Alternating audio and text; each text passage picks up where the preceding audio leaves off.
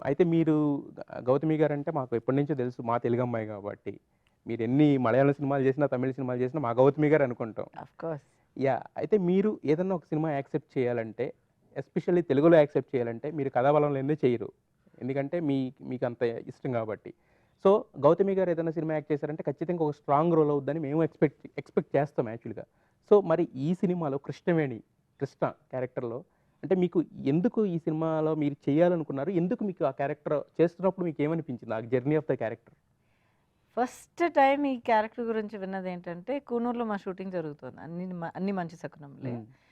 రాంప్రసాద్ గారు ఒకరోజు ఒక షార్ట్స్ మధ్యలో బై ద వే రాజు గారు ఒక స్టోరీ సినాప్సిస్ ఒకటి చెప్తారు. ఒకసారి విను అని అన్నారు. Immediately I said okay. అయితే దీంట్లో ఏదో ఉంది. హ్మ్. I already know that. Yes. అది లేకపోతే చెప్పరాయన. ఆ తర్వాత రాజు గారు, నేను రాజమాధవరాజు గారు డైరెక్టర్. నేను కాస్త కొంచెం ట్యాంగో ఆడామనమాట. ఇదిగో చెప్తున్నా, ఇదిగో చెప్తాను, ఇదిగో కలుస్తున్నా ఇలా అలా వెళ్ళి almost last day of shooting ఇక్కడ హైదరాబాద్‌లో జరుగుతుంది. మంచి వర్షం. షాట్ దానికోసం ఆగిపోయింది. హ్మ్. క్యారవాన్‌లో కూర్చొని సరే ఇప్పుడైనా చెప్పండి అని చెప్పి ఆయన పట్టుకొని కూర్చోబెట్టుకొని చెప్పించుకున్నాను. హ్మ్.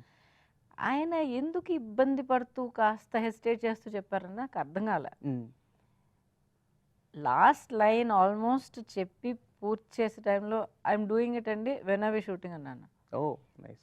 ఆయన తెల్లబోయారు actually. He didn't actually expect that I think. And ఎందుకంటే నాకు ద హోల్ ఐడియా ఆఫ్ ఒక senior yes. Person, much older lady and ఒక గ్రాండ్ మదర్ క్యారెక్టరు అండ్ ఇంత ఒక పర్సనాలిటీ డిఫరెంట్గా ఉండింది.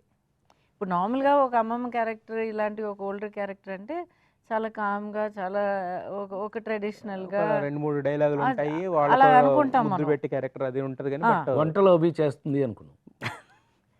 కానీ ఈ క్యారెక్టర్ టోటలీ బ్రేకింగ్ బౌండరీస్ అనమాట. యెస్. యెస్. చూడ్డానికి అలాగే ఉంటుంది. యాహ్! చాలా ట్రెడిషనల్గా ఓల్డ్ ఫ్యాషన్ టిపికల్గా ఉంటుంది ఆవిడ. ఆలోచించే పద్ధతులు, యెస్. వాళ్ళిద్దరి మధ్య ఉన్న రిలేషన్షిప్ హ్మ్. ఏది ట్రెడిషనల్గా ఉండదు. హ్మ్. ఎంత మోడర్న్ థింకింగ్ అంటే అంత మోడర్న్ థింకింగ్ దాంట్లో వస్తుంది. Yes. And then you realise చాలా చిన్నప్పటి నుంచి 50+ ఇయర్స్గా లైఫ్ గడిపారు. యెస్. సో ఎంత చిన్నప్పటి నుంచి వాళ్ళకి ఒక బాండింగ్ ఉంటుందని అవును. ఆలోచించండి. సో ఈ ఏజ్ ఆఫ్ లైఫ్లో ఈవిడ ఇలాగున్నారంటే హస్బెండ్ ఆ లైఫ్ పార్ట్నర్ అనే ఆ పర్సన్ ఎంత సపోర్ట్ చేసి యెస్. ఎంత ఒక నువ్వు వెళ్ళు, నువ్వు చెయ్యి, నువ్వు ఎలాగుండాలో నువ్వు ఉండు, నీ పర్సనాలిటీ నువ్వు చూపించు ప్రపంచానికి. ఆ డేస్ నుంచి అంత ఆర్థోడాక్స్గా ట్రెడిషనల్గా ఉన్న ఆ కాలం నుంచి యెస్. ఎంత ప్రోగ్రెసివ్గా ఉన్నారు ఆ హస్బెండ్ క్యారెక్టర్, ఆ లైఫ్ పార్ట్నర్ అన్నది మీకు బాగా అర్థమవుతుంది. హ్మ్. సో ఎలా చూసినా కూడా చాలా మోడర్న్ రిలేషన్షిప్ వీళ్ళది. Yes ma'am. 50+ years of modern relationship. Yes ma'am.